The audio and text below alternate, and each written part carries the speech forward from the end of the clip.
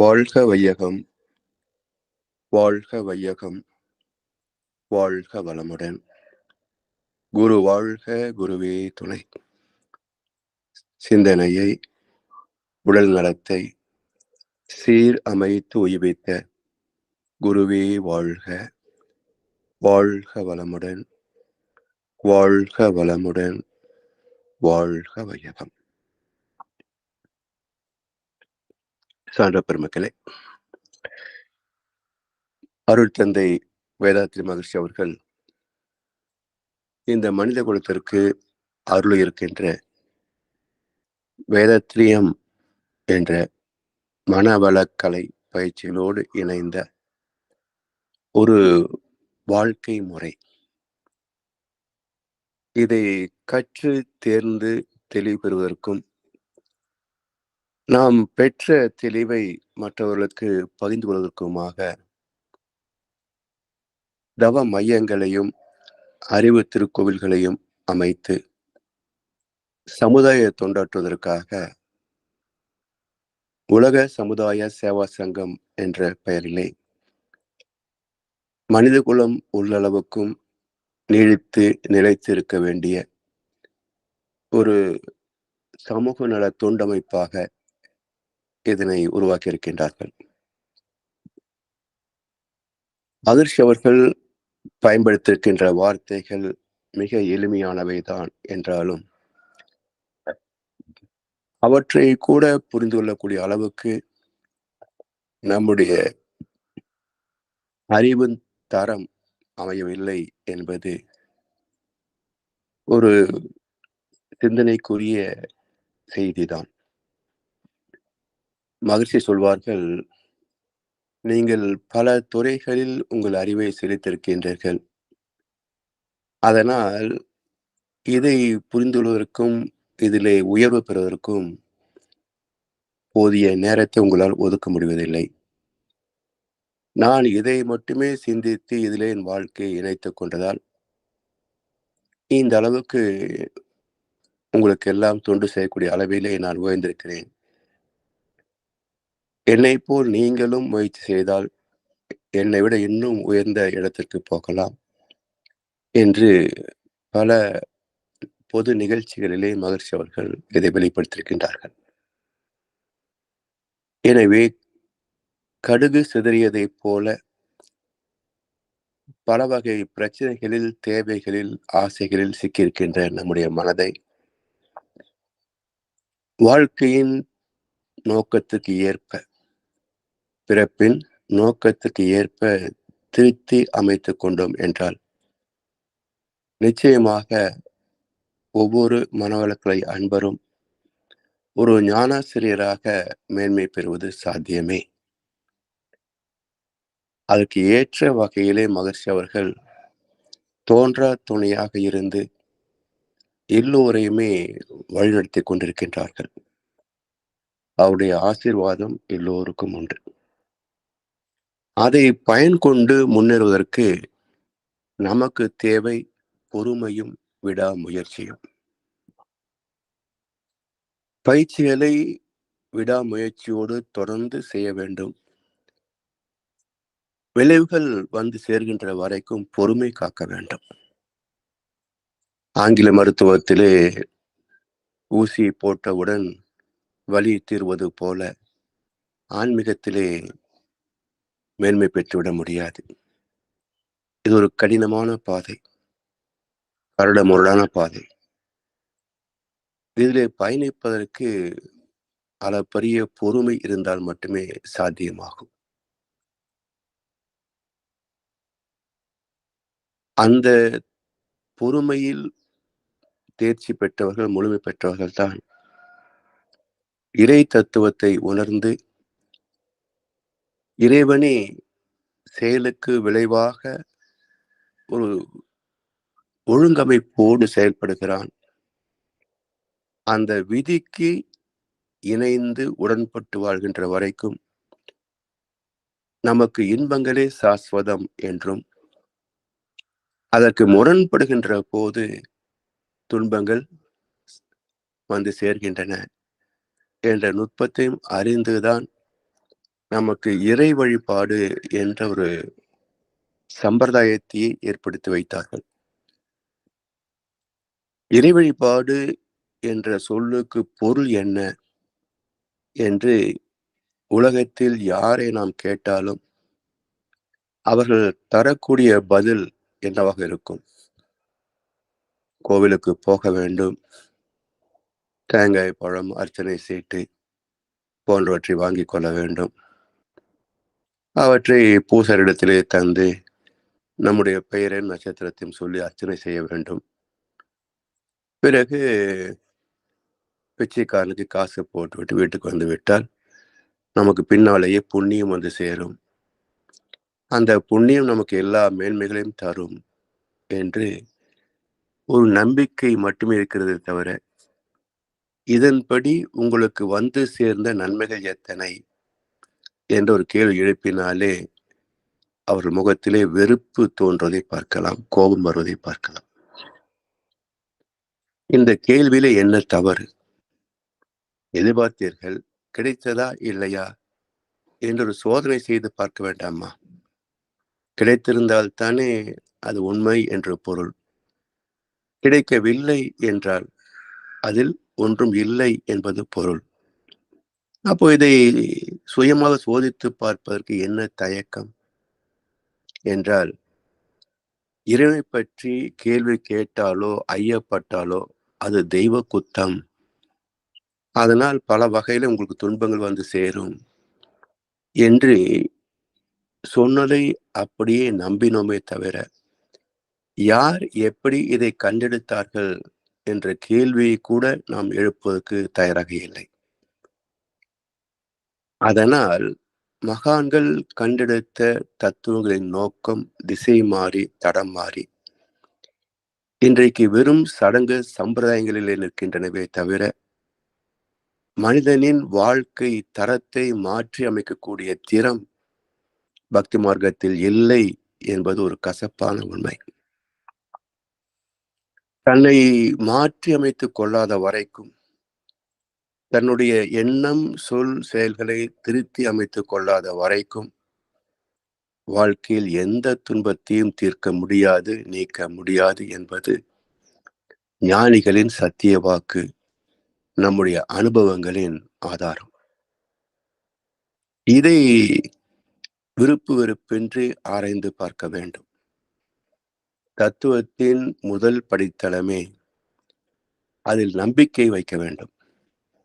பகவத்கீதையிலே குருவுக்கும் சீடனுக்கும் உள்ள பண்பு என்ன என்ற கேள்வியிலே சீடனுக்கு மட்டுமே பண்புகள் பேசப்பட்டன, குருவுக்கு பேசப்படவில்லை. குருவுக்குள்ள பண்பு என்ன என்பதை அருட்தந்தை வேதாத்ரி மகரிஷி அவர்கள் மட்டுமே நமக்கு எடுத்து காட்டியிருக்கின்றார்கள். குருவுக்கு 3 லட்சணம், அதே போல மாணவர்களுக்கும் 3 லட்சணம் இருக்க வேண்டும். முதலில் குருவுக்கு இருக்க வேண்டிய லட்சணம் என்ன என்றால், அறிவில் அறிவாய் நிலைத்தோர், அறம் வகுத்தோர், அதை வாழ்ந்து காட்டினோர். இவர்கள்தான் குருமார்கள். என்ன பொருள்? அறிவில் அறிவாய் நிலைத்தோர், அதாவது நமக்குள் இருக்கின்ற அறிவு நமது உடல் தேவைகள் என்ற அளவில் எல்லை கட்டி குறுகி செயல்படுகிறது. நம்மை போல் 800 கோடிக்கும் அதிகமான மக்கள் தொகை, 82 லட்சம் வகையான ஜீவராசிகள், அளப்பரிய கோள்கள், நட்சத்திரங்கள், சூரியன் என்ற இந்த பிரபஞ்சம் முழுவதையும் ஒரு இயக்க சீர்மையோடு நடத்தி கொண்டிருக்கின்றது. அதற்கு என்ன பெயர்? அதுதான் பேரறிவு. அறிவே தெய்வம் என்கிறது சைவ சித்தாந்தம். தத் புருஷ, தத் என்பது சிவம், இறைநிலை, புருஷ என்பது அறிவு, பிரகிருதி என்றால் இந்த பிரபஞ்சம். அப்ப புருஷ பிரகிருதி, அறிவும் அறிவின் வெளிப்பாடாகிய இயக்க களமாகிய இந்த பிரபஞ்சமும் அப்ப தத்புருஷ என்கின்ற போது அறிவே தெய்வம் என்றே பொருள் தருகிறது. அந்த பேரறிவோடு இந்த அறிவு லயமாவதே அறிவில் அறிவாய் நிலைத்தல்.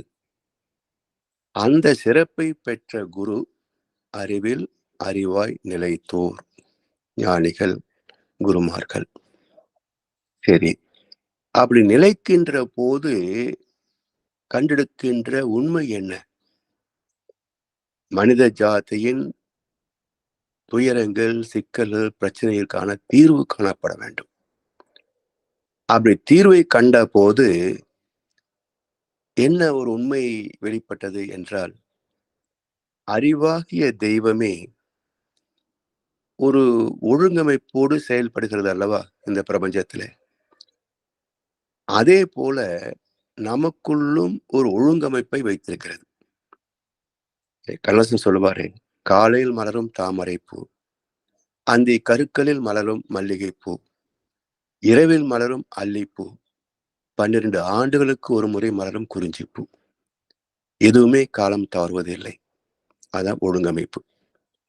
இதே ஒழுங்கமைப்பின்படிதான் நம்ம உடலிலே கூட இரத்த ஓட்டம் 120க்கு 80 அழுத்தம்.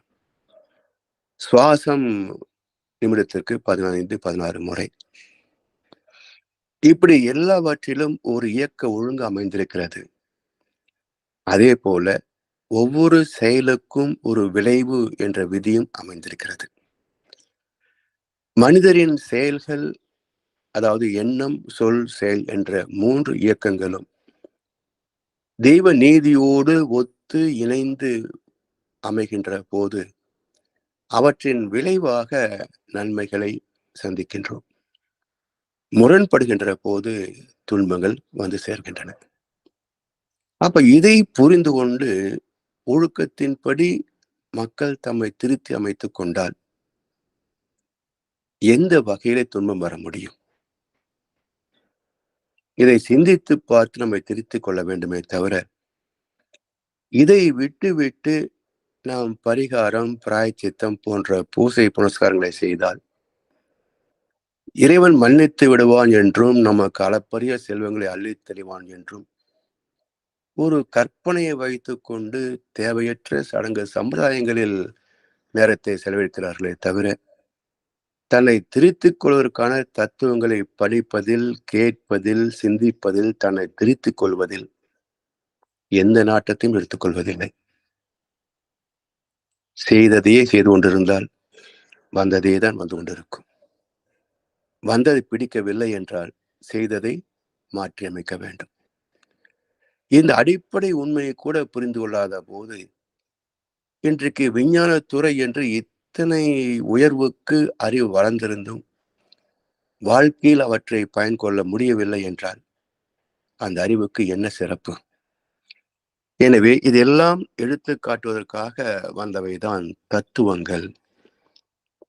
தத்துவம் அசி என்பது வேதத்தில் வரக்கூடிய ஒரு மகா வாக்கியம். தத் என்பது இறைநிலை. துவம் என்றால் அதுவேதான் இதுவாக இதுவாக இதுவாக எல்லாமாக அசி மாற்றம் பெற்றது. அப்ப தத்துவமசி என்றால் இறைநிலையே எல்லாமாக மாற்றம் பெற்றிருக்கிறது. சரி, அந்த இறைநிலை நமக்குள் எப்படி இருக்கிறது?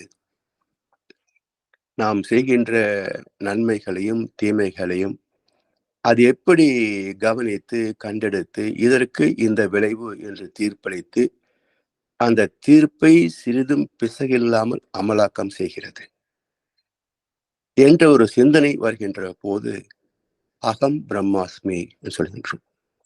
அகம் என்றால் உள்ளே, பிரம்மம் என்றால் இறைநிலை. அப்ப நமக்குள்ளாகவும் அதே இறைநிலை அமைந்திருக்கிறது. எப்படி?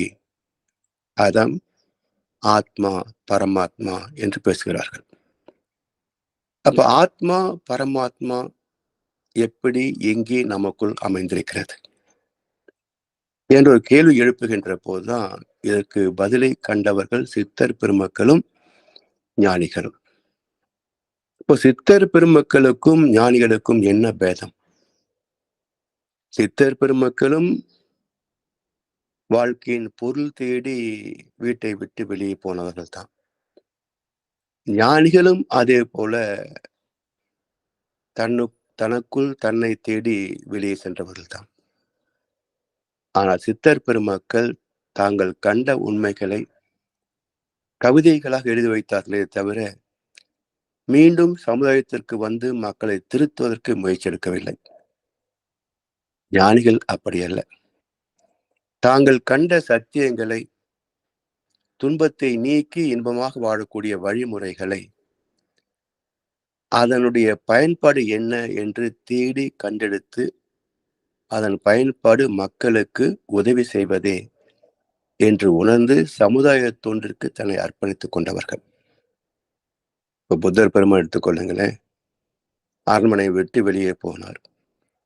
ஒரு 15 ஆண்டுகள் எங்கெங்கோ சுற்றி திரிந்து அலைந்து எல்லா சிக்கல்களுக்கும் தீர்வு ஆசை, ஆசையே துன்பத்திற்கெல்லாம் காரணம் என்று கண்டெடுத்து அந்த ஆசையை சீரமைக்க வேண்டும். அப்ப யாருக்கு அது தேவை என்றால், புண்ணியவான்களுக்காக அல்ல, பாவிகள் மனம் திரும்பவே வந்தேன் என்று இயேசு சொன்னதைப் போல துன்பப்படுகின்ற மக்களுக்கு கை தூக்கி விடவே மீண்டும் நாட்டுக்கு பிரசிக்கின்றார். இது போல ஞானிகள் மக்களை சீர்திருத்தி துன்பத்திலிருந்து கை தூக்கி விடுவதற்காக தங்களது வாழ்க்கையை அர்ப்பணித்துக் கொண்டவர்கள். அந்த வகையிலே இந்த தத்துவம் என்ற தெய்வத்தையும் தெய்வ நீதியை மதித்து வாழ வேண்டிய வாழ்க்கையை பற்றியும் உள்ள விளக்க நூல்கள், அவற்றை உள்ளது உள்ளவாறு புரிந்து கொள்ள வேண்டும். இதுல என்ன சிக்கல் என்றால், ஒன்று மொழி பிரச்சனை. வேதங்கள் எல்லாம் சமஸ்கிருதத்திலே எழுதப்பட்டன. தொல்காப்பியம் தமிழிலே எழுதப்பட்டது. தொல்காப்பியத்திலேயும் இறைவனுடைய பரிணாம ரகசியம் குறிப்பிடப்பட்டிருக்கிறது. அதே போல எத்தனையோ தமிழ் இலக்கியங்களிலேயும் அது குறிப்பிடப்பட்டிருக்கிறது. என்றாலும் இதிலேயும் கலந்த அரசியல், ஆன்மீகத்தில் கலந்த அரசியல் காரணமாக தங்களை முன்னிலைப்படுத்திக் கொள்ள வேண்டும் என்பதற்காக பல உண்மைகளை அழித்துவிட்டு தங்களை முன்னிலைப்படுத்திக் கொண்டு செய்த ஒரு வியாபாரத்தனம். அதுவே இன்றைக்கு பல்கி பெருகி வெறும் சடங்கு சம்பிரதாயங்களிலே நிற்கின்றனவே தவிர, மனிதன் திருத்தம் பெற வேண்டும் என்ற கருத்து மனவளக்கலை மன்றங்களை தவிர உலகத்தில் எங்குமே பேசப்படுவது இல்லை. உலகத்தில் எந்த மத அமைப்புகளிலேயும் மனிதன் திருத்தம் பெற வேண்டும் என்ற கருத்து பேசப்படுவதே இல்லை. அப்படி பேசினால் அங்கே கூட்டம் வருவதும் இல்லை. உங்களுடைய பிரச்சனைகளை நான் பார்த்துக் கொள்கிறேன் என்று சொன்னால் கூட்டம் அலைமோதும். உன் பிரச்சனைக்கு நீதான் தீர்வு, உன்னை திருத்தினால் மட்டுமே பிரச்சனை தீரும் என்று சொன்னால், ஓ, இது யார் செய்யறது என்று அடுத்த வகுப்புக்கே வராமல் ஓடிவிடுகிறார்கள். இதுதான் மனவளக்கலையின் தேக்கத்திற்கு காரணம். வேற என்ன செய்ய முடியும்? அதாவது மகர்ஷி அவர்கள் இந்த மகான்கள் ஆசீர்வதித்தால் எல்லாம் அதிசயங்கள் நிகழும் என்று நம்புகிறார்களே, அந்த கருத்தை ஒரு கவியில சொல்கிறார். நீர் நிறைந்த பாண்டத்தில் காற்று ஏறாது, நித்தியமாம் மெய்ப்பொருளால் நிறைந்த உள்ளம், ஊர் உலக புலன் கவர்ச்சி உணர்ச்சி ஏதும் உள் நுழையா. இப்பேறு தவத்தால் அன்றி யார் பெறுவார் யார் தருவார். இப்பேறு தவத்தால் அன்றி யார் பெறுவார் யார் தருவார். அவங்களேதான் அறிய வேண்டும்.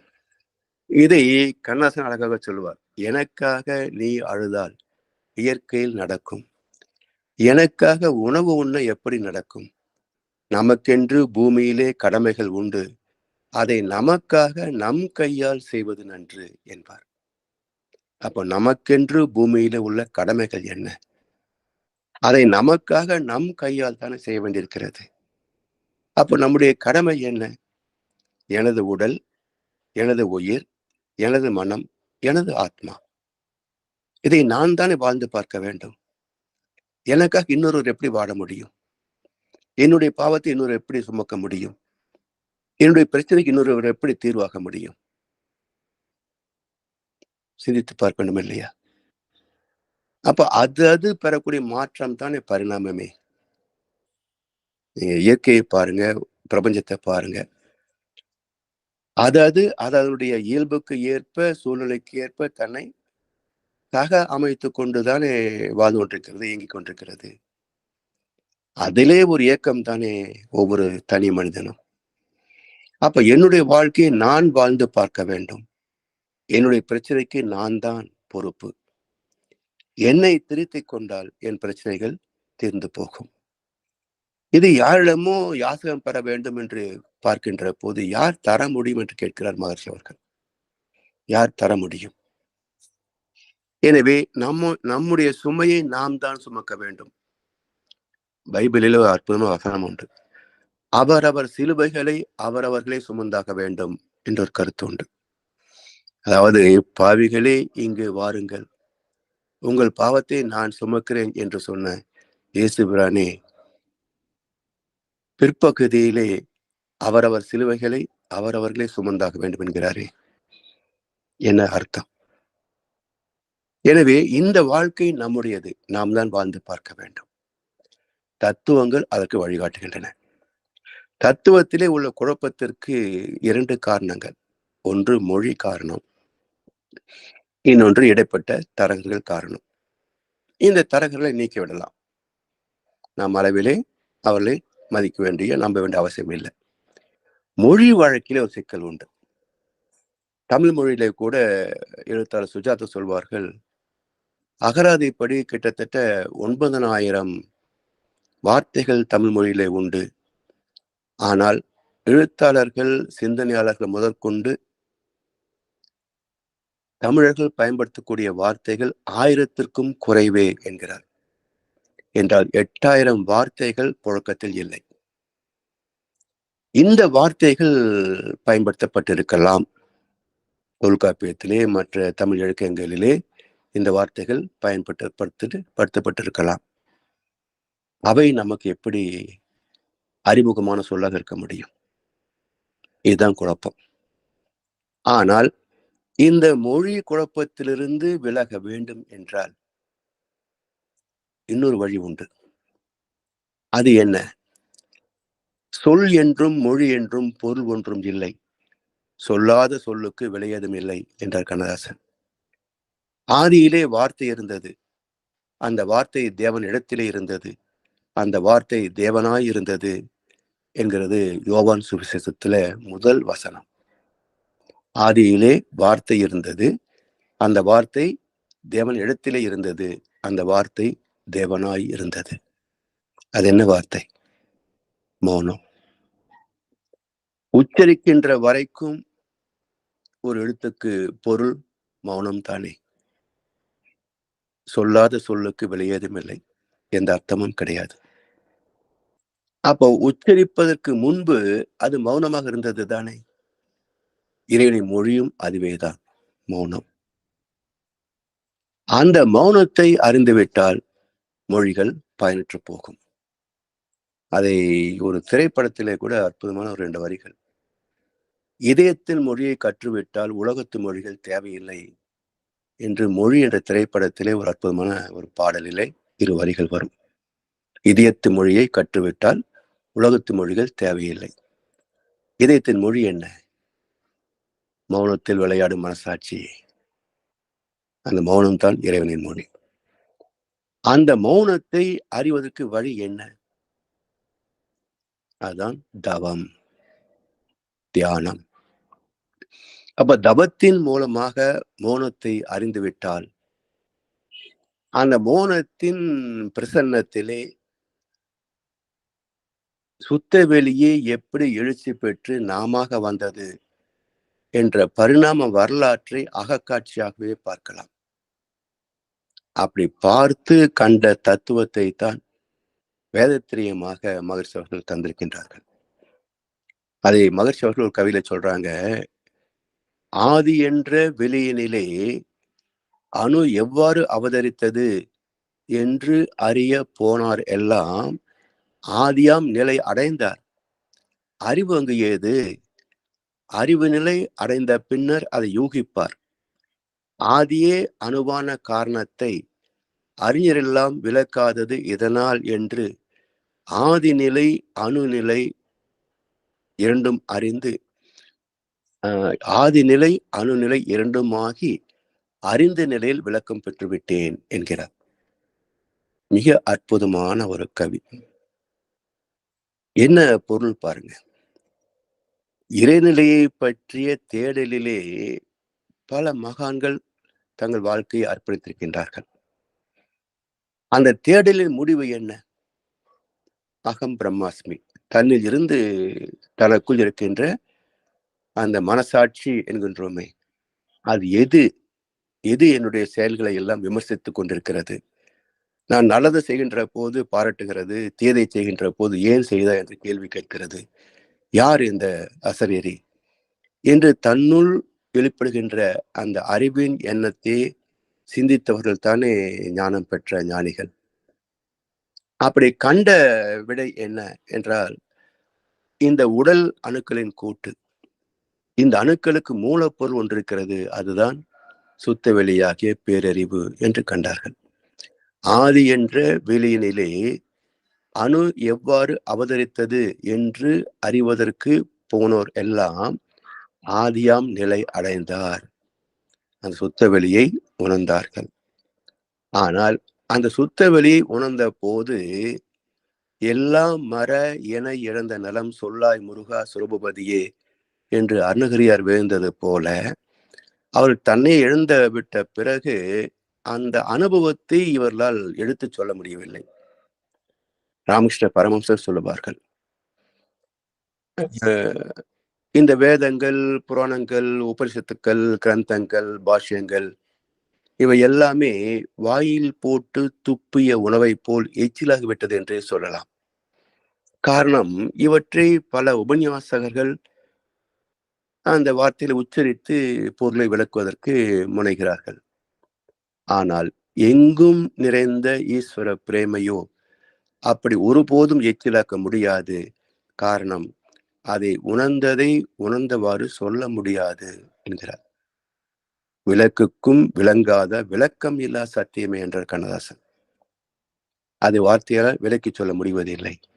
அது அனுபவம். இதையத்தான் திருமந்திரம் சொல்கிறது. முகத்தில் கண்கொண்டு பார்க்கும் மூடர்கள், அகத்தில் கண்கொண்டு பார்த்தலே ஆனந்தம்.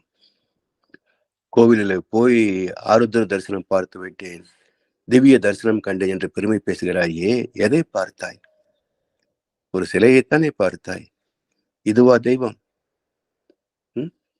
முகத்தில் கண்கொண்டு பார்க்கும் மூடர்கள், இது தெய்வம் அல்ல. நம்முடைய மனதுக்கு தெய்வத்தை அறிவதற்கான பக்குவத்தை தருவதற்கு ஒரு ஊடகம். இது தெய்வம் அல்ல. சரி, அந்த தெய்வத்தை எப்படி பார்க்க முடியும்? அகத்தில் கண் கொண்டு பார்த்தலே ஆனந்தம். இப்போ திவ்ய தரிசனம் பார்த்து என்று மகிழ்கிறாயே, இது மனதை கொண்டு உணர்கின்ற மகிழ்ச்சி. இதற்கு எல்லை உண்டு. ஆனால் அகக்கண் கொண்டு அருவமாகிய தெய்வத்தை தரிசிக்கின்ற போது அந்த பேரின்பத்தில் திளைக்கலாம். சில வினாடிகள் அந்த பேரின்பத்தில் திளைத்தாலே அந்த தெய்வீக போதை நமக்கு ஒரு 4-5 நாட்களுக்கு மேல் நீடிக்கும். அந்த அளவுக்கு ஆற்றல் படைத்தது அந்த பேரின்பம். அதை இந்த கண்களால் பார்க்க முடியாது, அகக்கண்ணால் பார்க்க வேண்டும்.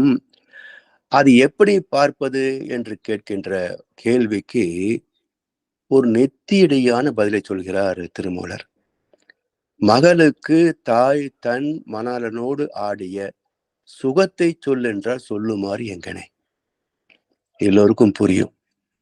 கணவன் மனைவி, மகன் மகள் என்று குடும்பமாக வாழ்கிறோம். எந்த தாயாவது தன் கணவனோடு தூக்கின்ற சுகத்தை மகளுக்கு சொல்ல முடியுமா? பேச முடியுமா? சரி, அதே மகள் திருமணமாகி தனது இல்லறத்தை தூங்குகின்ற போது தனது கணவனோடு தூக்கின்ற சுகத்தை வைத்துக் கொண்டு இப்படித்தான் தாயும் தூய்த்திருப்பாள் என்று புரிந்து கொள்ள முடிகிறது அல்லவா? அது போலத்தான் தெய்வீகம். அடுத்தவரிடத்தில் இரவல் வாங்க முடியாது. அவரவர் சுய முயற்சியால் தான் அதை எட்ட வேண்டும். அதே சாமி சொல்றாங்க, ஆதி ஆதி ஆதி என்ற வெளியினிலே அணு எவ்வாறு அவதரித்தது என்று அறிய போனார் எல்லாம் ஆதியாம் நிலை அடைந்தார், சொத்தொலை உணர்ந்தார்கள். அறிவு அங்கு ஏது? பகுத்தறிவு ஏதுங்க? அறிவு நிலை அடைந்த பின்னர் அதை யூகிப்பார். இந்த உடல் உணர்ச்சிக்கு வந்த பிறகு நான் எதை கண்டேன், எப்படி இந்த ஆனந்தம் இருக்கிறது என்று யூகிக்கிறார்கள். அப்படி யூகிக்கின்ற போது ஏதோ ஒன்றை அவர்கள் எழுதி வைத்தார்கள். அது உண்மையாக்குமா? அதனால் இந்த குழப்பத்தை தீர்ப்பதற்கு நான் ஒரு நுட்பத்தை கண்டேன். அது என்ன நுட்பம்? ஆதிநிலை அணுநிலை இரண்டுமாகி அறிந்த நிலையில் விளக்கம் பெற்றுவிட்டேன். ஆதிநிலை அணுநிலை இரண்டுமாகி, ஒன்று இருப்பாகணும், இல்ல இயக்கத்தில் இருக்கணும். இருப்பும் இயக்கமும் கலந்த நிலை உண்டா? இருப்பும் இயக்கமும் கலந்திருக்க முடியுமா? இப்போ அணுக்கள் சுழல்கின்றன என்றால் மையத்தில் இருப்பு தனித்துதான் இருக்கிறது. அந்த இருப்பின் ஆற்றல் சுழல் அலையாக இயங்குகிறது. இப்ப அந்த இரண்டும் இணைந்தது போல இந்த பகுத்தறிவு பேரறிவோடு இணைகின்ற போது அறிவு தானே, இயக்கத்தை எப்படி காண முடியும்? இதுதான் மிக நுட்பமான விஷயம். இந்த ரகசியத்தை புரிகின்ற போதுதான் நான் சொல்லக்கூடிய கருத்து மகான்களின் மகுடம் வேதத்திரிய மகர்ஷி அவர்கள். அனைத்து தத்துவங்களின் மகுடம் வேதத்திரியம். வேறு எந்த மகானும் இந்த உச்சத்தை தொட்டது கிடையாது. அது என்ன உச்சம் பாருங்க. ஒன்று இயக்கத்தை குறிப்பிடலாம், ஒரு சுழல் என்று. பூஜ்யம் இருப்பை குறிக்கும். இப்போ பூஜ்யமும் இல்லாமல் ஒன்றும் இல்லாமல் இருக்கக்கூடிய நிலை என்ன? பின்னம். அந்த பின்னத்தை எந்த அளவுக்கு பிரிக்க முடியும்? இன்றைக்கு விஞ்ஞானம் ஒரு வினாடி நேரத்தை 1000 துகள்களாக பிரித்து ஒரு மில்லி வினாடி என்கிறது. ஒரு மில்லி வினாடியை மேலும் 1000 துகளாக்கி மைக்ரோ வினாடி என்கிறது. இந்த மில்லி வினாடி மைக்ரோ வினாடி எல்லாம் கருவிகளிலே பார்க்கின்ற போது அது சுழகின்ற வேகத்தை நம்மால் கணிக்க கூட முடியாது. அவ்வளவு வேகத்தில் சுழன்று எண்கள் மாறிக்கொண்டே இருக்கும். இதை விட பின்னப்படுத்தி பார்க்கின்ற போதுதான் அந்த இருப்பை எப்படி இயக்கமாக மலர்ச்சி பெறுகிறது என்ற அந்த இடத்தை தொட வேண்டும். அப்போ சுத்த வெளி என்ற இருப்பில் இருந்து ஒரு துகள் பின்னப்படுகின்ற போது இயக்கம் பிறக்கிறது. அப்போ அந்த சுத்த வெளியோடு வெளியாகி அதற்குள் பின்னப்படுகின்ற ஒரு இறை துகளை கவனிக்கின்ற போதுதான் இந்த ஆதி என்ற வெளியிலே அணு எவ்வாறு அவதரித்தது, இந்த பரமாணு என்ற இறை துகள் எவ்வாறு அவதரித்தது. அப்போ அதற்கு சைவ சித்தாந்தம் சொன்ன வார்த்தைகள்,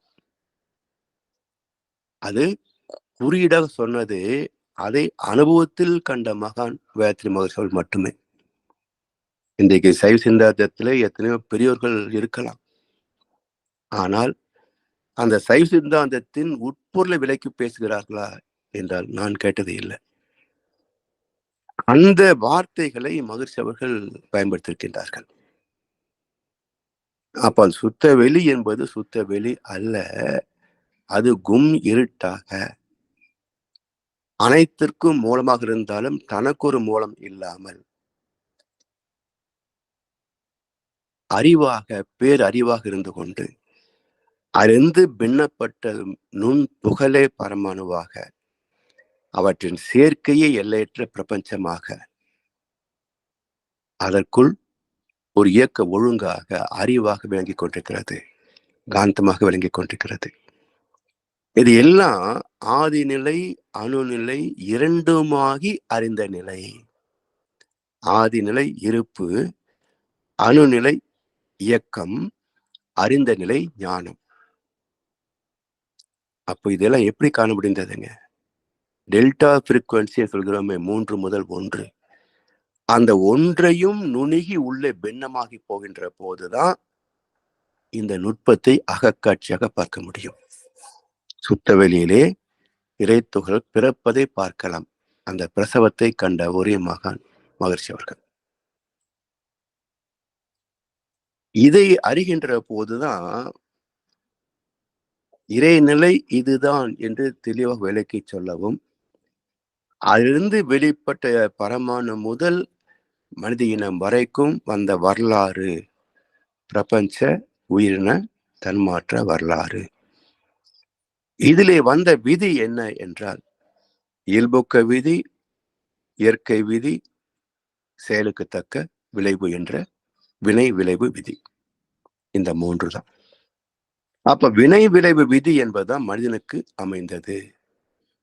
ஒவ்வொரு செயலுக்கும் ஒரு விளைவு உண்டு, துல்லியமான விளைவு உண்டு. அந்த விளைவு இணக்கமாக அமையும் அல்லது முரண்பட்டு அமையும். எனக்கு என்ன வேண்டும்? இனிமையா அல்லது முரண்பட்டவையா? எல்லா ஜீவராசிகளும் இன்பத்தை தான் விரும்பும். துன்பத்தை எந்த உயிரும் விரும்பாது. ஏனென்றால் அறிவின் இயல்பே இன்பம். அறிவின் நாட்டமே இன்பத்தை தேடுவதுதான். அதனால் அந்த இன்பத்தை தவிர துன்பத்தை எந்த உயிரும் விரும்பாது.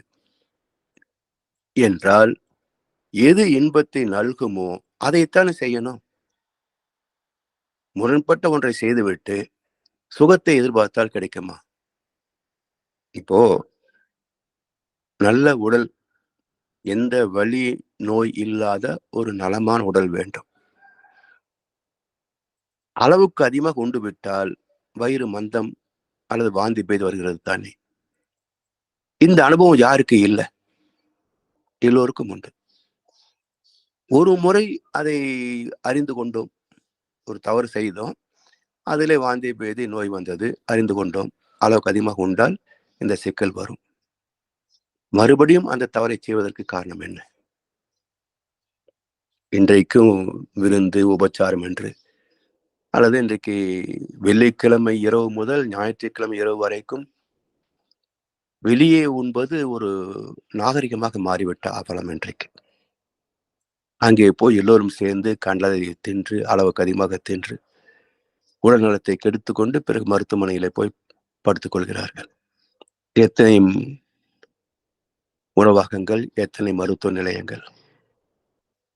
இவன் உற்பத்தி செய்பவன், அவன் தீர்வு சொல்பவன். இவன் வியாதிகளை விற்பனை செய்கிறான், அவன் வியாதிகளை நீக்குகிறேன் என்று சொல்லி பணத்தை பிடுங்குகிறான். இந்த சிக்கலிருந்து விடுபடுவது எப்படி? அளவு முறை அறிந்தால்தான் சிக்கல் வராமல் காத்துக்கொள்ள முடியும். எனவே இந்த உடலின் இயல்பை புரிந்து கொண்டு அதை மதித்து வாழ்கின்ற வாழ்க்கை முறைக்கு பெயர்தான் பக்தி, ஞானம், முக்தி. பகவத்கீதையிலே ஒரு ஸ்லோகம் உண்டு. உண்பதிலே அளவு, உறங்குவதிலே அளவு, செயல் புரிவதிலே அளவு. இதுவே யோகம், இதுவே ஞானம், இதுவே முக்தி.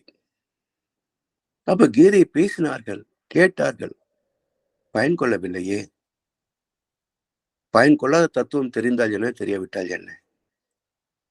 எனக்கு எவ்வளவு தெரியும் என்பது பெருமைக்குரியது அல்ல.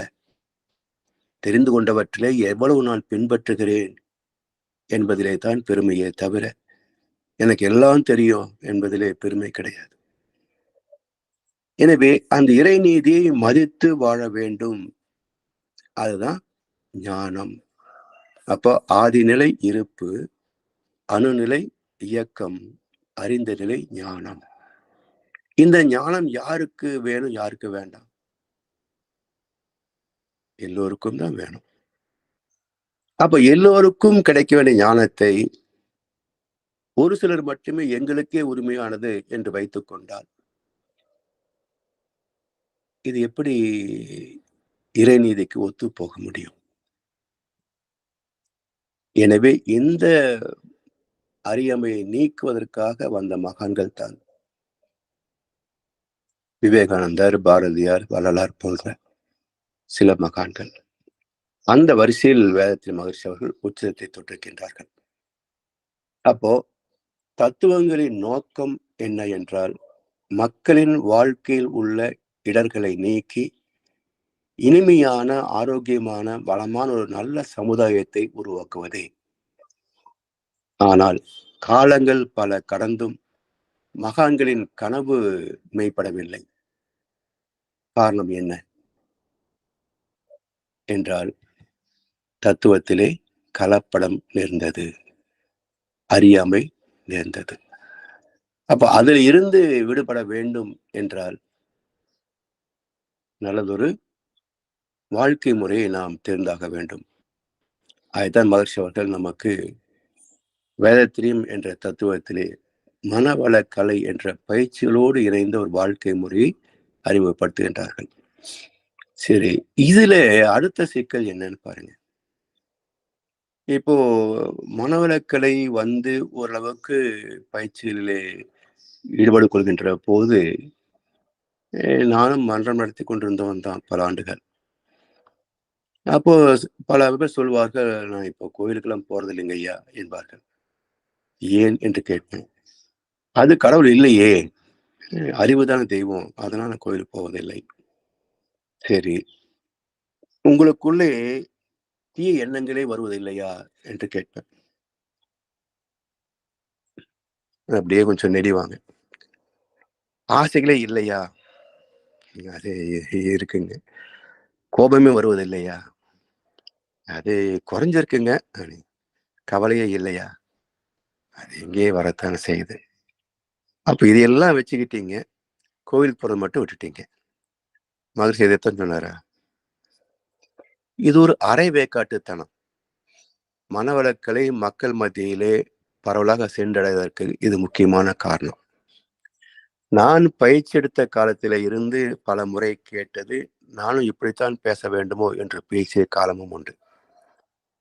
பிறகு மக்கள் ஏன் மன்றத்துக்கு வருபவர் குறைகிறார்கள் என்று சிந்தித்த போது, அவர்களுக்கு பிடிக்காத கருத்து பக்தியை விமர்சனம் செய்வது, கோவிலுக்கு போவது தேவையில்லை என்று பேசுவது அவர்களுக்கு ஏற்புடையதாக இல்லை. அப்ப என்ன சொல்லணும் என்றால், இந்த பயிற்சிகளை முன்னிலைப்படுத்த வேண்டும். கோவிலுக்கு போக வேண்டாம் என்று மகர்ஷி எங்கேயும் சொல்லவே இல்லை. எந்த புத்தகத்திலே, எந்த கவிதையிலே மகர்ஷி சொல்லியிருக்கிறாங்க பாருங்க. இன்னும் சொல்லப் போனால், அதனுடைய தாத்பரியத்தை ஆலய வழிபாடு என்ற தலைப்பிலே மகர்ஷி பேசியிருக்கிறாங்க. புத்தகத்திலே எழுதி வச்சிருக்கிறாங்க. அவருடைய தாத்பரியத்தை பார்க்கின்ற போது, இந்த மனதை ஒரு குறிப்பிட்ட உருவத்திலேயோ, மந்திரத்திலேயோ லயப்படுத்துகின்ற எளிய மார்க்கம் வணக்க முறை.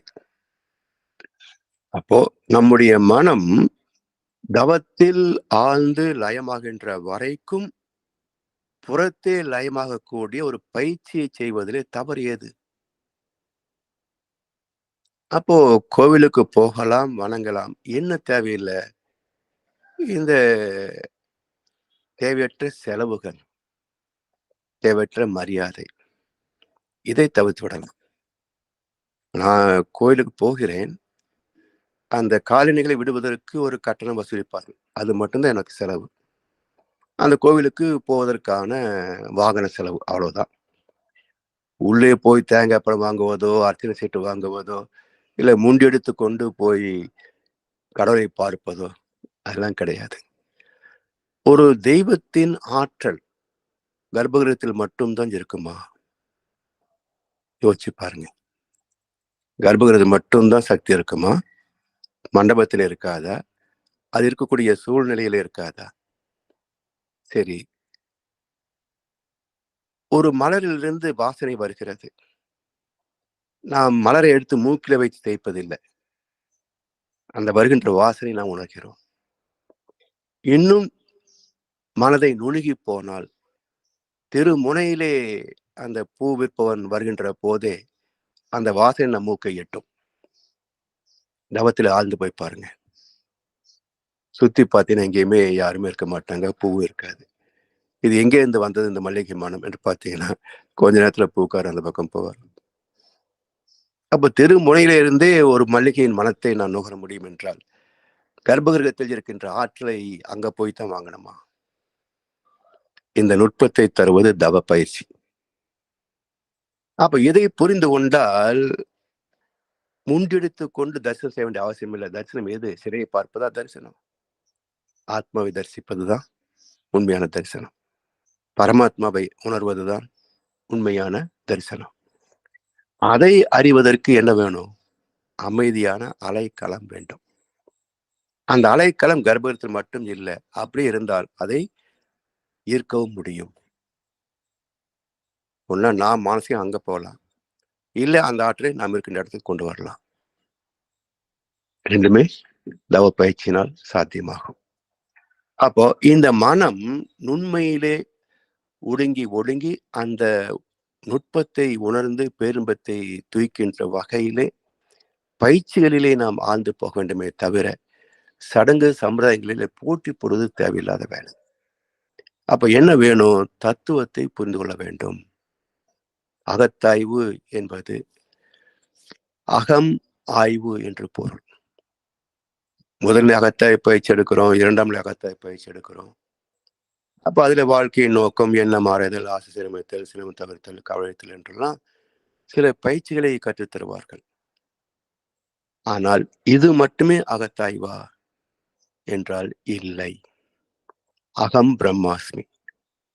அகம் என்பது நமக்குள் இருக்கின்ற ஜீவாத்மா. அகத்து ஆய்வு என்றால் இந்த ஜீவாத்மாவில் இருக்கின்ற வினை பதிவுகள் என்ன? அவற்றிலே புண்ணிய பாவ பதிவுகள் எது? இவற்றிலே புண்ணியத்தை தக்க வைத்துக் கொள்வதற்கும் பாவப்பதிவுகளை நீக்குவதற்கும் என்ன வழி?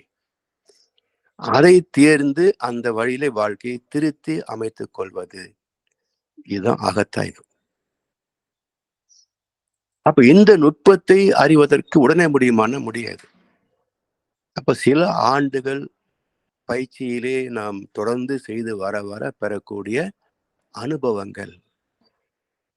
இதுல பல பேருடைய குறை என்னன்னு பாத்தீங்கன்னா, வருவாங்க, பயிற்சி செய்வாங்க. எனக்கு மனவளக்கலை தெரியுங்க. நானும் போயிருக்கிறேன். என்ன மாறுதல், ஆசை எல்லாம் பயிற்சிகள் தெரியுங்க அப்படிம்பாங்க. என்ன தெரிந்து கொண்டீங்க?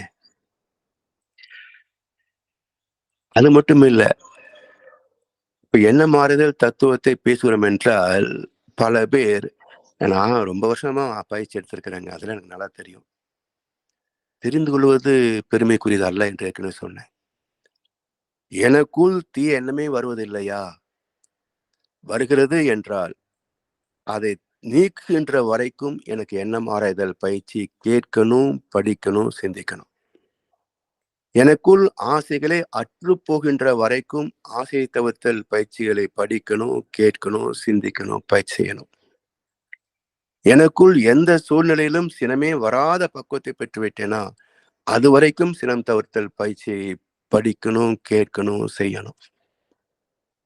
இதுதான் உண்மையான அகத்தாய் பயிற்சிகள். மாற்றத்தை சந்திக்கிறோமா, மாறி இருக்கிறோமா, அது வரைக்கும் அந்த பயிற்சி நமக்கு தேவை. அப்படி செய்து கொண்டே வர வர ஒரு கட்டத்துக்கு பிரம்ம ஞானம் வருகிறோம். அப்ப பிரம்ம ஞானம் எப்ப கொடுக்கிறார் மகரிஷி? இதெல்லாம் முடிந்து உச்சக்கட்ட பயிற்சியாக இறைநிலை தவம் பிரம்ம ஞானம் தர்றார். அந்த ஞானத்திலே நான் ஆலயம் போவதா வேண்டாமா என்பது நமக்குள்ளேயே ஒரு ஒரு தேர்வு கிடைக்கும், முடிவு கிடைக்கும். அப்போ ஆலயம் போனாலும் போகவிட்டாலும் மற்றவர்கள் அதை பொருட்படுத்த மாட்டார்கள். அது மட்டுமல்ல, நம்முடைய சாந்தம் நம்மிடத்திலே தொடர்பு கொள்ளக்கூடிய அனைவரிடத்திலேயும் பரவும். அந்த தெய்வீகத்தில் அவர்களுக்கு நம்மை பற்றி முரண்பட்ட எண்ணமே கூட வராது. அதான் மகர்ஷி வாழ்ந்த வாழ்க்கையினுடைய அனுபவம்.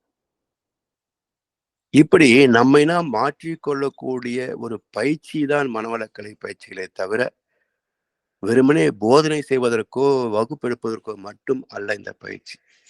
முதலில் நம்மை நாம் திருத்திக் கொள்வதற்கு. அந்த திருத்தத்தை பார்த்து மற்றவர்கள் திருந்த வேண்டும் என்பார் மகர்ஷி அவர்கள். யாரும் யாரையும் திருத்தி விட முடியாது. நாம் திருந்தினால் நம்மை பார்த்து மற்றவர்கள் திருந்துவார்கள்.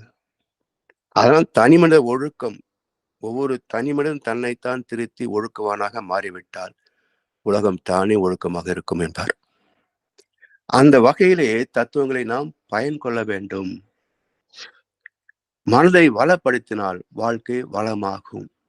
அதனால்தான் இந்த கலைக்கு பெயரே மனவள கலை. ஆயக்கலைகள் 64 என்பார்கள். அதிலே மனவளக்கலை இல்லை. கட்டிடக்கலை, சமையல் கலை, ஓவியக்கலை, நாட்டியக்கலை, இசைக்கலை, எல்லா கலைகளும் உண்டு. ஆனால் இத்தனை கலைகளையும் துய்ப்பது எது, ரசிப்பது எது என்றால் மனம்தானே. இந்த மனதை வளப்படுத்துவதற்கு ஒரு கலை இல்லை என்றால் இந்த 64 கலைகளை ரசிக்க முடியாதே. அதனால் வாழ்க்கையின் அடிப்படையே மனம். அந்த மனதை வளப்படுத்தினால் வாழ்க்கை வளமாகும். அதாவது எவ்வளவு வைத்திருக்கிறோம் என்பதெல்லாம் மனம் சார்ந்ததுதான். போதும் என்ற மனம் இருக்கின்ற போது பிச்சைக்காரன் கூட கோடீஸ்வரன் தான்.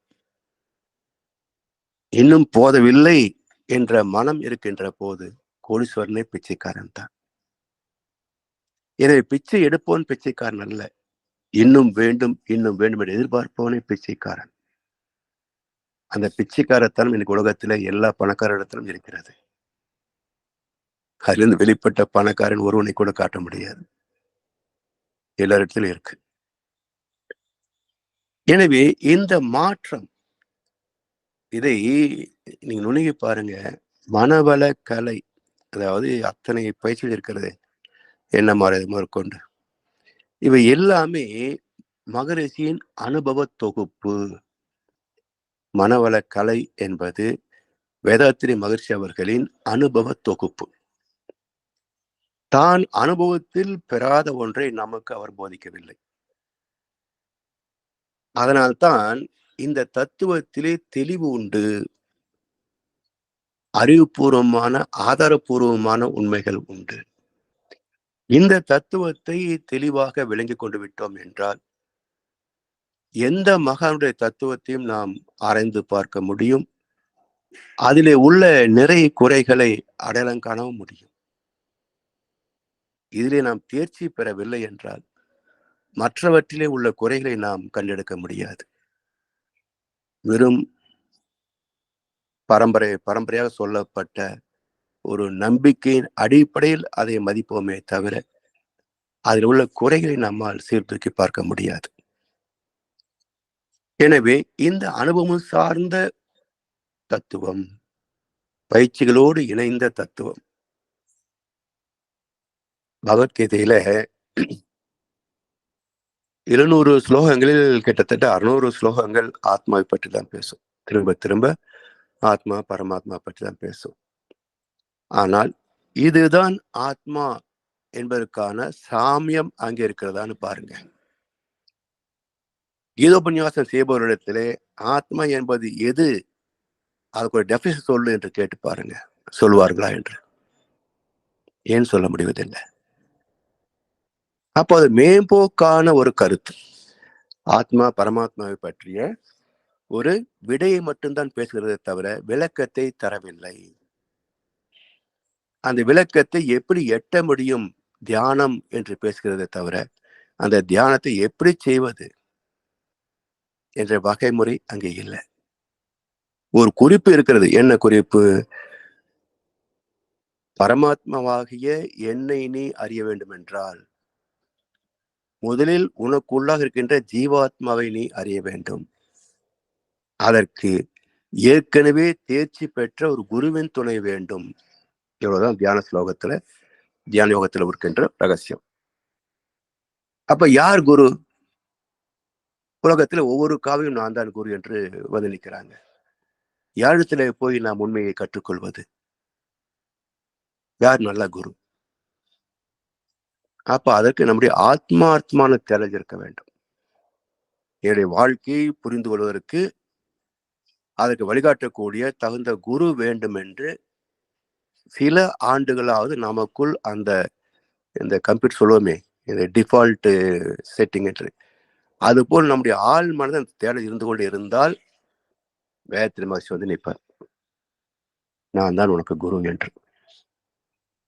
அப்படி இல்லை, பொருள் புகழ் செல்வாக்குக்கு நான் குருவை தேடினால் போலி சாமியார் வந்து நிற்பாங்க.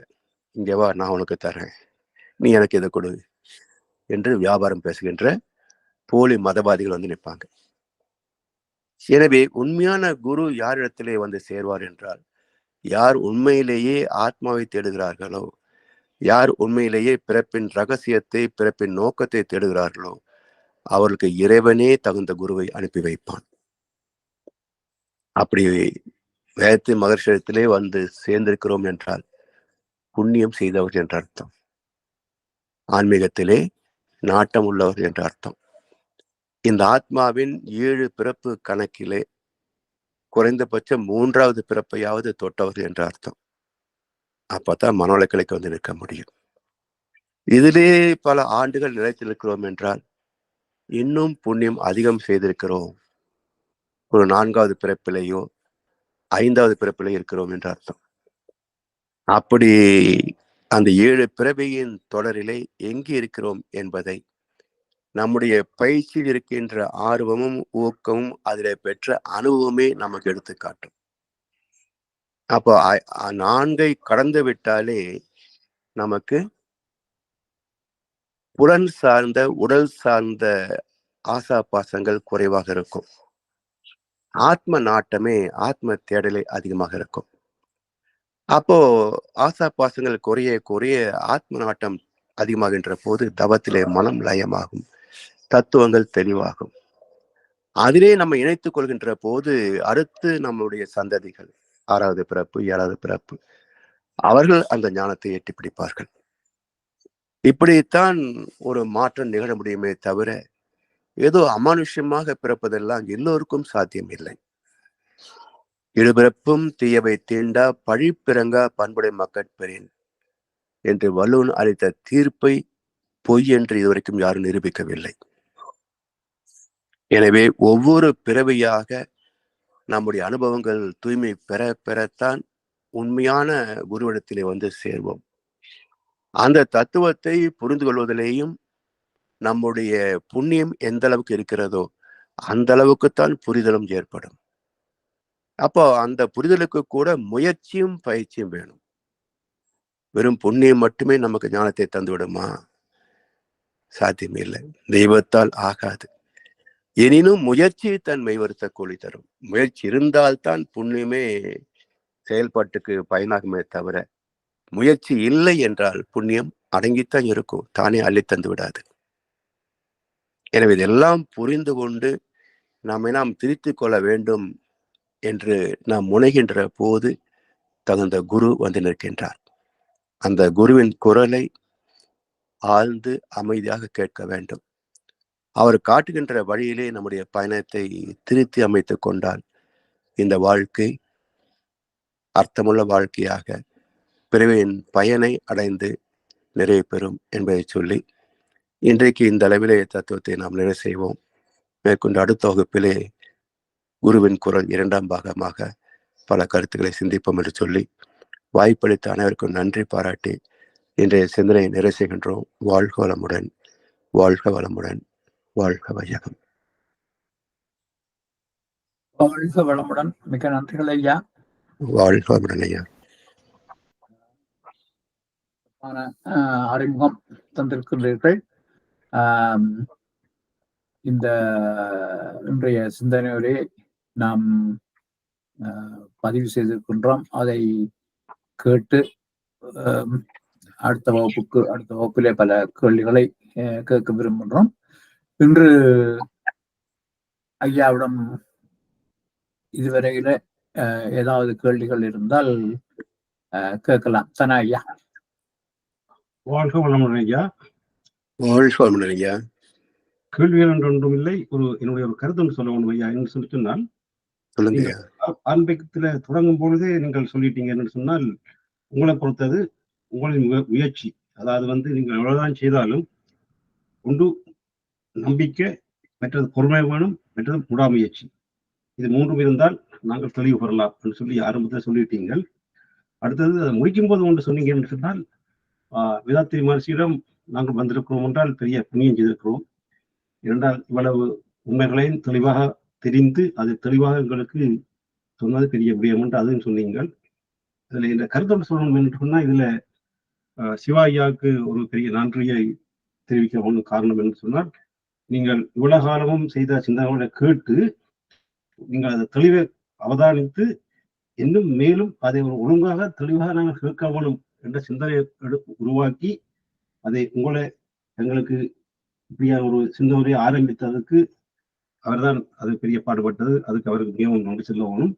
அடுத்ததையா நல்லா இருந்தது என்று சொல்லி சொன்னால், நீங்க சொன்னதெல்லாம் உங்களுக்கு புரிஞ்சுது என்று சொன்னா, இதை வெவ்வேறு சிந்தனைகள்ல கொஞ்சம் கொஞ்சம் அங்கங்க எல்லாம் கேட்டபடினால புரிஞ்சுது. ஆனால் ஒரு இப்படி நீங்க சிஸ்டமா சொல்லிக்கொண்டு வரைக்க எங்களுக்கு இன்னும் கூட தெளிவா இருக்குது. அதனுடைய ஐயா சிவா ஐயாக்கும் பெரிய நன்றி. ஐயா சிரமம் எடுத்து இப்ப உங்களுக்கு அங்க 6 மணியா இருக்கும் நினைக்கிறேன் தொடங்க கேட்க எடுத்து எங்களுக்கு செய்வதற்கு மிகவும் சந்தோஷம் ஐயா.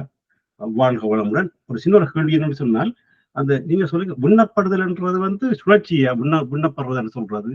ஆமாங்கய்யா. சுத்தவெளியில் பின்னமா தான் சுழற்சியாக மாறும் பரமாணுவாக. வாழ்க தெளிவையா. வாழ்க நன்றியா. வாழ்க வளமுடன். நான் 2 கேள்விகளுக்கு விரும்புகிறேன் ஐயா. சொல்லுங்கய்யா. மகரிஷி அணுநிலை ஆதி நிலையிலும் அணுநிலையிலும் இருந்து அதை விளக்கு நீங்கள் அதை எவ்வாறு அதை புரிந்து கொண்டார்ந்தது அதை திருப்பி அதை அந்த இருப்பாக ஒன்றில் இருப்பாக இருக்கணும் அல்லது இயக்கமாக இருக்கணும். ஆனா இருப்பும் இயக்கமாக இருக்கிறதுக்கு இந்த டெல்டா அதை இருக்க திருப்பி பின் தெளிவாக்க விளக்க முடியும் ஐயா? அதாவதுங்கய்யா, இப்ப 1 என்பது எண்ணிக்கை தொடங்குது, 0 என்பது எண்ணிக்கை அற்றது இல்லையா? இந்த 0க்கும் 1க்கும் இடைப்பட்டது என்று வரப்போகுது 0.0001 1000 அப்படியே வருவோம் இல்லையா? அது போல நீங்க எத்தனை பின்னமாக பிரிக்கிறோமோ அங்கேதான் அந்த இன்ஃபினைட் சொல்றோமே, அங்கேதான் இயக்கத்தின் துவக்கம். இயக்கம் முடிகிற போதும் அங்கேதான் இன்ஃபினைட் முடியும். அப்போ அந்த 0த்தில் இருந்து நுண்ணிய அதிர்வு ஏற்பட்டு அந்த துகள் பின்னப்படுகிற போது அந்த பின்னம் சுழல ஆரம்பிக்குது பாருங்க. அப்ப சுழற்சி தோன்றுகின்ற இடம் அதான் நுண்ணிய இயக்க, அதாவது இயக்கத்தின் மூலக்கூறு. அங்க இப்போ ஒரு பேனா எடுத்து ஒரு வட்டம் போடுறோம்னு வச்சுக்கோங்கய்யா, அந்த பேனா எங்க வைக்கிறோமோ அதுதான் அந்த வட்டத்தின் துவக்கம். இதுதான் ஆதி நிலை அணுநிலை இரண்டுமாகி. சரிங்களா ஐயா? ஐயா, அப்ப இந்த கிட்டத்தட்ட இப்ப 0.0000 பில்லியன் எத்தனை ஜீரோ போட்டு கடைசியில 1 போடுகின்ற போது அதுதான் அந்த சுத்தவெளி பின்னப்பட்டு இயக்கம் தொடங்குகின்ற போது சுழற்சி ஏற்படும் இல்லையா? அந்த சுழற்சி ஒரு புள்ளியில தான் ஆரம்பிக்க முடியும். அந்த புள்ளி தான் ஆதி நிலை அணுநிலை இரண்டுமாகி. அந்த மகரிஷி அந்த நிலைக்கு தொட்டதுனாலதான் எப்படி சுத்தவெளியிலிருந்து அணு பிறக்கிறது அப்படின்றத விளக்கி சொல்றாரு. இந்த விஞ்ஞானத்துல நாங்கள் பார்த்தோம்னா இப்ப இந்த என்ன கோட் பார்ட்டிகிள் என்று தேடுகிறாங்க தானே, அது தோன்றுகின்ற போதே எரிஞ்சு மாறி விடுகிறது. அதால கண்டுபிடிக்க முடியாத சிக்கல். அது கிட்டத்தட்ட அது மாதிரி தானே ஐயா? இல்லையே, தோன்றுகின்ற போதே எரிந்து போவதாக சொல்லலையே. மாறி விடுகிறது, டிரான்ஸ்ஃபார்ம் ஆகும். அது வேறையா மாறி அது டிரான்ஸ்ஃபார்மேஷன். அதாவது இவங்க தோற்றத்தை கவனிக்கல, சபட்டாமிக் பார்ட்டிகளை பிரிச்சு தான் காட் பார்ட்டிகள் கண்டுபிடிக்கிறதுக்கு ஆராய்ச்சி பண்ணினாங்க. தோற்றம்னா அங்கிருந்து ஒரு சுத்துவெளியிலிருந்து வர முடியாது. சயின்ஸ்னால சுத்துவெளியிலிருந்து எப்படி தோன்றுகிறதுன்னு வர முடியாது. இவங்க பருப்பொருள் அணு ஆராய்ச்சியில சப்பட்டாமிக் பார்ட்டிகள், எலக்ட்ரான், புரோட்டான், நியூட்ரானை உடைச்சு குவார்க்ஸ்ல இருந்து இன்னும் நுணுகி போக முடியுமான்னு பாக்குற போதுதான் அது கண்ணுக்கு தெரியாம போயிடுச்சு, கருவிகளால் எட்ட முடியல. அப்ப என்னவா போச்சுன்னா அதிர்வுலாக மாறி போயிடுச்சு அப்படின்றாங்க. அப்போ அந்த குவார்க்ஸ்ல இருந்து அதிர்வு தான் மறைஞ்சு போகுது அப்படின்னு சொல்லியிருக்கிறாங்க. இல்லைங்களா ஐயா? ஐயா, என்னோட கேள்வி ஐயா, நீங்கள் அந்த மகரிஷியின் அந்த கவி ஒன்று செல்ல ஒழிக்கு குருவின் லட்சணம் மாணவன் லட்சணம் செல்ல ஒழிக்கு என்ன சொல்லுவாங்க, அறிவியல் தெய்வம் என்றார் தாயுமானார். அந்த கவியில அறிவில் அறிவாய் நிலைத்தோர் அறம் வகுத்தோர் அதை வாழ்ந்து காட்டினோர் நினைவு கூறுவாம் அப்படிம்பார். அப்ப குருவுக்கு லட்சணம் 3: அறிவில் அறிவாய் நிலைத்தல், அதிலே அறத்தை வகுத்தல், வாழ்க்கை முறையை வகுத்தல், அந்த வகுத்த முறைப்படி தான் வாழ்ந்து காட்டுதல். சரிங்களா ஐயா? மாணவனின் லட்சணம் மாணவ இலக்கணம் சொல்ல விட்டுட்டேன்னா, அது கீதையில வரக்கூடியது. அதாவது தத்துவத்தின் மீது நம்பிக்கை இல்லாதவனுக்கு போதிக்காது, தத்துவத்தை புரிந்து கொள்ளக்கூடிய பக்குவம் இல்லாதவனுக்கு போதிக்காது, தத்துவத்தை பணிந்து கேட்காதவனுக்கு போதிக்காது. நம்பிக்கை, பக்குவம், பணிவு 3 இருந்தாதான் தத்துவத்தை போதிக்கணும் அப்படின்னு கீதையில சீடனுக்குரிய இலக்கணமாக பேசப்படுது.